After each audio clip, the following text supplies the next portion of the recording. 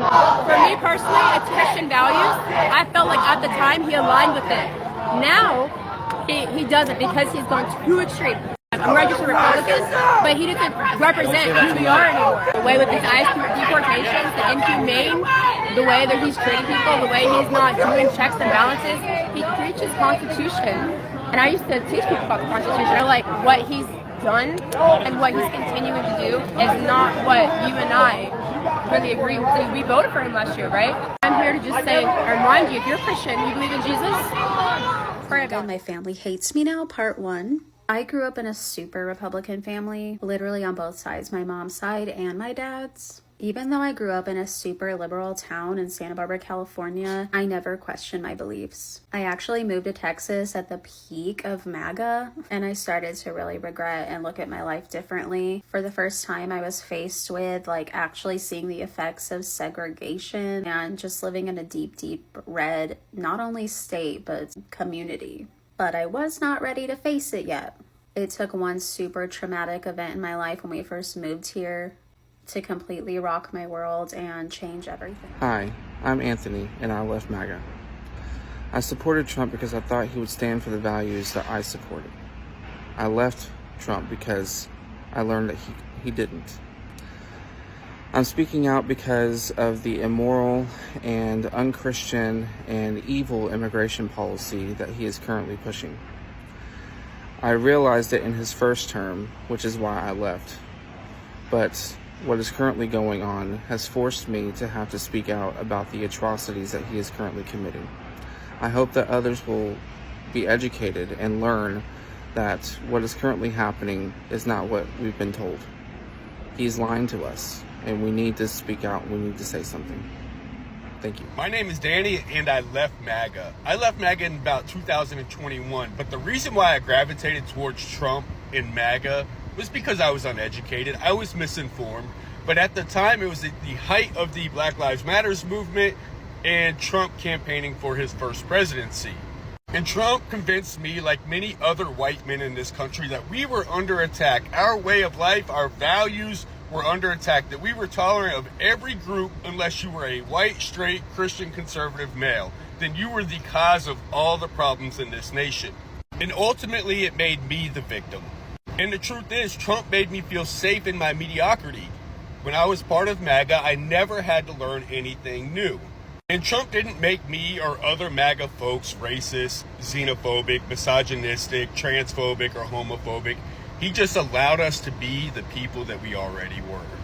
The United States of America was founded on racism. It was founded on misogyny. It was founded on homophobia and transphobia.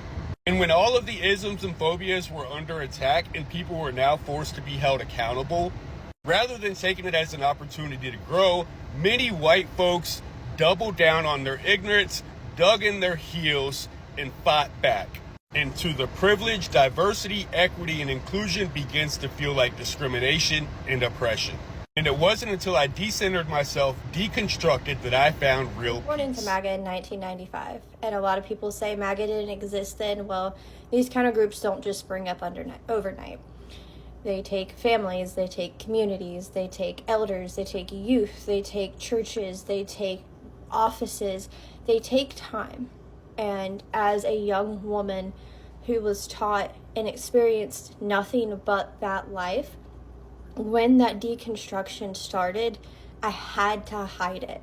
I had to understand that not only was my mental safety at risk, but my physical safety was as well. So when a lot of people who leave these kind of groups start developing, thoughts outside of their own, especially for women, it takes a level of self-preservation to where you can fully find that break and leave it all behind. So when people ask, what attracted you to MAGA, as a woman in that life, it was the safety and it was the self-preservation until I was able to make that break and leave it fully. Leaving MAGA is not just about a single moment of realization. It's about noticing a pattern, noticing a growing disconnect between reality and what you have believed in. Hey, beautiful people, welcome to my YouTube channel. Thank you for stopping by. and all credit goes to the creators in these videos. Guys, many of those former supporters confess that they stayed in the movement because either because of their Christian beliefs, because of the community around them, their family network, their online groups, their social cycles, it seemed like a sort of reinforced loyalty, right? And it created an environment where they question maybe leaving the movement might feel impossible because they felt that, oh, they were, entitled to being there. And over time, many of them, right, after thinking for themselves, began to notice inconsistencies. Okay, they began to see that, oh, this rhetoric that is online is clashing with what is happening in the real world. Okay, what is happening in the aspect of, oh, the policies that we voted for are not actually coming to play. Okay, or the policies they felt they supported. So social media that served as a tool for connection for them became a mirror where they reflect their misinformation and exaggeration and division.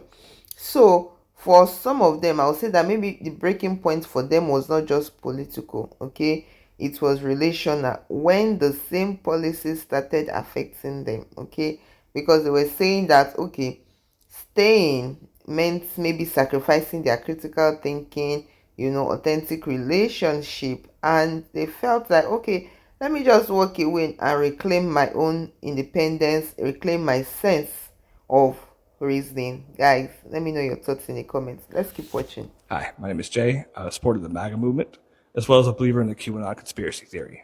Through Gamergate, the Incel movement, the Black Lives Matter protests, as well as a constant barrage being told I was a bad person, even though I thought of myself as a good person and so did people around me, I became trapped in the MAGA ideology. I left in 2019, not because of some realization about Trump, but because of a realization about myself. I have been fighting to correct this ever since.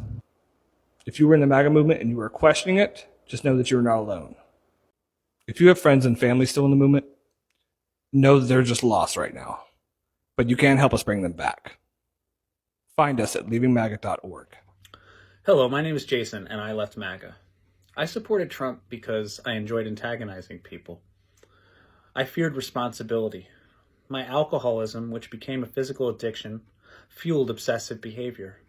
This lack of rational thought prompted me to attend the Stop the Steal rally, where a violent riot broke out and we all competed for Trump's attention with a violent vengeance. The government held me accountable for my actions before I was ready. During my rehabilitation, I finally put the bottle down and was better able to understand the consequences of my actions. It was these actions that contributed to the horrific attack on the Capitol Police and resulted in the deaths of Officer Brian Sidnick, Officer Jeffrey Smith, and Officer Howard Liebengood. It was in their memory and the memory of former Trump supporter Ashley Babbitt that I refused Trump's pardon, because the pardon was both egregious and dishonest. Nothing about January 6th was pardonable. Unity contradicts Trump's lies. Thank you. This is going to be somewhat of a leaving MAGA story. Hi, I'm Bailey. I'm a Blue Dot in Oklahoma, and I used to be a Trump supporter. Now, I wouldn't say that I was like MAGA in the sense that like I wore all the hats, the shirts, and flew the flags and all the things. But no, I did vote for Donald Trump twice. I voted for him in 2016, and I voted for him in 2020. Now, when I voted for him in 2016, that was the first time I ever voted. I was fully on the bandwagon, and I was like full-blown conservative Christian. In 2020, when I voted for Donald Trump, I was actually deconstructing my faith, which plays a big part in why I voted for Donald Trump. My faith did. Because I was anti-abortion, I wanted conservative values. Even while I was deconstructing, I was still clinging on to a lot of ideals that conservative Christians tout. So I didn't really want to vote for Donald Trump in 2020, but it was one of those things that like I didn't like Biden, and I didn't want to call myself a Democrat, even though I was starting to more align with the values of the Democratic Party. actually more of like leftist ideals, not even just Democrat. And so what happened, right? Why did you vote for him twice and then now you're a full-blown leftist? So I went to college, and that's not what you think it is. I didn't have liberal arts classes. I didn't have any professors that were liberals. If anything, I had more conservative professors, but I got a science degree. And in that science degree, I had to learn how to research. I had to learn how to cite my sources. I had to have deductive reasoning. I had to prove my point. I had to back it up with facts. And in doing that, I realized that my whole worldview was false. And again, in the meantime, I was deconstructing my faith. I was a Christian, and I was no longer believing in the God I had believed in for 20 plus years.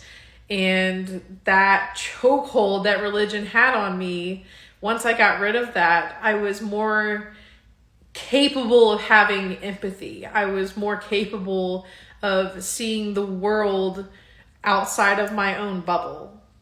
So in 2022, I voted for a Democrat, and I don't regret it. Unfortunately, that Democrat did lose. It was for state superintendent. Love you, Gina, if you're watching this. But yeah, now I'm a full-blown leftist. Like, I didn't really ever even have a Democrat phase. I went from being a conservative Christian to being what I thought was libertarian, because I was like, both sides are bad. And then I just went full-blown to the left.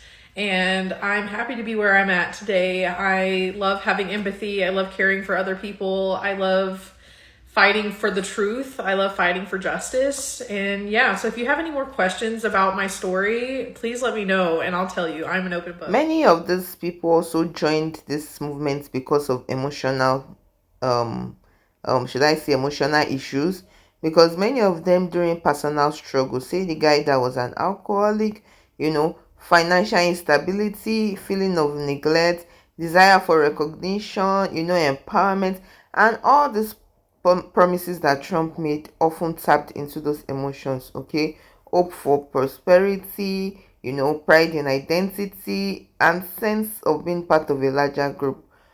Moreover, when all this reality unfolded and these promises did not materialize, okay, jobs did not just appear in struggling towns, even community support felt hollow, healthcare felt like something only for the elite. So some of them felt that they have been manipulated, they felt that their hopes have been dashed, and they just decided that, oh, okay, let me just make a step towards the other direction, since this one that I believe so much in is not here to save me. Guys, what do you think about this?